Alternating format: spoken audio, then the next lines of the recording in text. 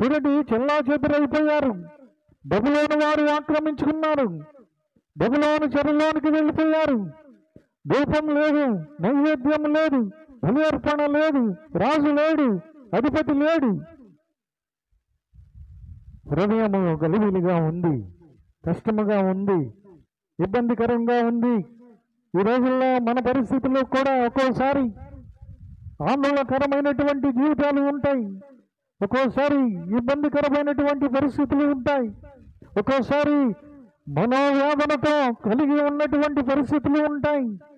దేవుని భక్తి ఉండదు, బాధ్యత ఉండదు, అనేకమైన ఇబ్బందులు పడుతూ కుటుంబంలో అల్లకొల్లాలమైన పరిస్థితులు ఉన్నాయి, చాలా జరుగుతూ ఉన్నాయి. ఎటువంటి బాధనైనా మరలా తిరిగి కట్టబడుతూ ఉంది. ఎటువంటి విడమర్చి చెప్తూ ఉన్నాడు హోషేయ. లేదు లేదు లేదు, ఈ దినములో అంతమంది వారు భయభక్తులు కలిగి మరలా దేవుని అనుగ్రహము పొందుతారు. మరలా ఆయన దగ్గరికి వచ్చి ఆయనను సేవిస్తారు.